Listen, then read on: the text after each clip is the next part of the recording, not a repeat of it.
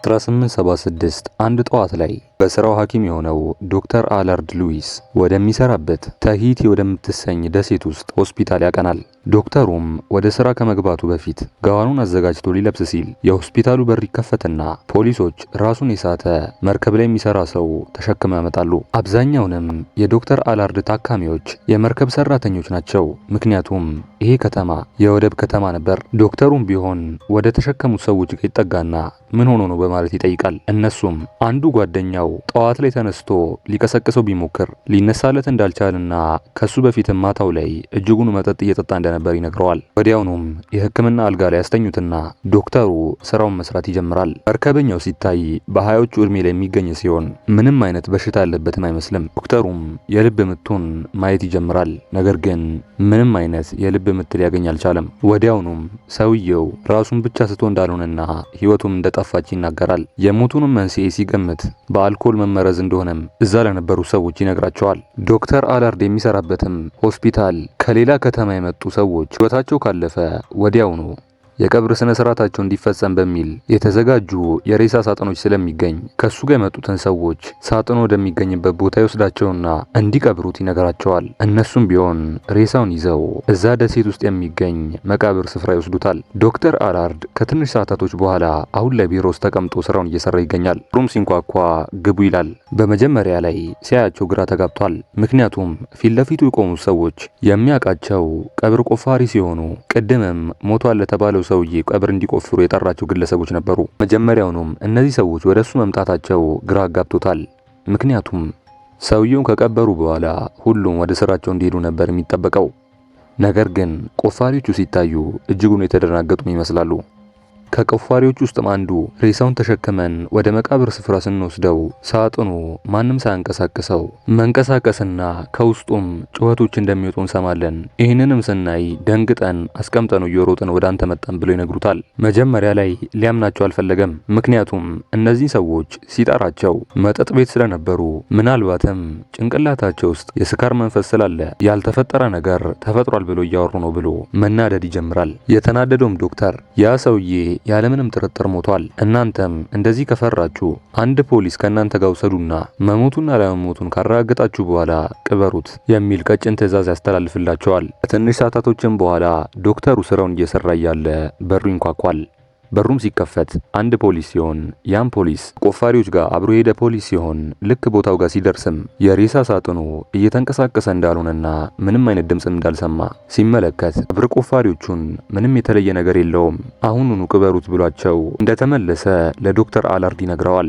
አሁን ጊዜው አልፎ አንድ ሳምንታት ተቆጥሯል። ዶክተር አላርድም ይህን ነገር ረስቶት ሁል ጊዜ ስራው እንደሚሰራው እየሰራ ይገኛል። አንድ ቀን ማታ ላይ ግን ስራውን ጨርሶ አእምሮን ለማነቃቃት ወክ ማድረግ አለብኝ ብሎ ከቤቱ ይወጣል። አብዛኛውም ጊዜ ይሄ ዶክተር መቃብሩ አካባቢ ምንም አይነት ሰው ስለሌለና ጸጥታም ስለሚበዛ እዛ አካባቢ ላይ ነበር ወክ ለማድረግ የሚወጣው። እግሩም እየተራመደ እየሄደ ያለ አሁን ላይ መምሸት ጀምሯል። መቃብሩ ስፍራ ከሚገኙ ዛፎቹ ጀርባ ግን እያለፈ ያለ አንዱ ዛፍ ጀርባ የሆነ ሰው ቆሞ እየተመለከተው ይመስለዋል። ዶክተር አላርድም ለምንድን ነው የሰውዬ ታዲያ ዛፍ ጀርባ ተደብቆ ለምንድን ነው የሚያየኝ እያለ ራሱን እየጠየቀ ሳለ ከዛፉ ጀርባ የነበረው ግለሰብ ሙሉ ሰውነቱን ወደ ውጭ ያወጣል። ቀጥታም ከሱ ጋር ትይዩ ሲሆን ርቀት ግን ስለነበረው ማን ይሁን ምን ይሁን ዶክተር አላርድ መለየት አልቻለም። ፍርሃት ውስጥ የገባውም ዶክተሩ ቀስ እያለ ፊቱን አዙሮ መንገዱን እርምጃውን ጨምሮ መራመድ ይጀምራል። ፍርሃት ውስጥም ስለነበረ ፊቱን ለማዞር ራሱ ድፍረቱ አልነበረውም። ነገር ግን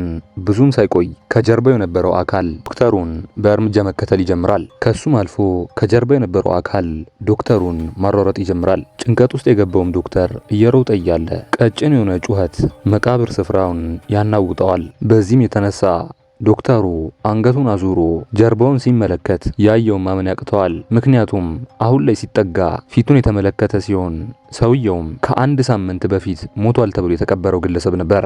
ወዲያውኑም ዶክተር አላርድ ላይ ዘልና አንገቱን እያነቀ እየጮኸ ቦታውን ማናወጥ ይጀምራል። ዶክተር አላርድም ቢሆን እጅጉን ፍርሃት ውስጥ ስለነበር ራሱን ይስታል። ትንሽ ደቂቃዎችም በኋላ ዶክተር አላርድ ራሱን ለመጨረሻ ጊዜ የሳተበት ቦታ ጋር ያገኛል። በድንጋጤም ቦታውን በአይኑ ሲቃኝ አሁን ላይ ሙሉ በሙሉ የመሸ ሲሆን አንቆት የነበረውም አካል አሁን ላይ አይገኝም። በአጭሩ ቦታው ጸጥ ብሏል።